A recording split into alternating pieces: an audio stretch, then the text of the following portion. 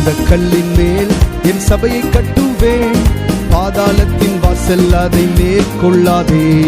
இந்த கல்லின் மேல் என் சபையை கட்டுவேன், பாதாளத்தின் வாசல் அதை மேற்கொள்ளாதே. சபையின் தலைவர் இயேசுவே, மூளைக்கு தலைகள் இயேசுவே.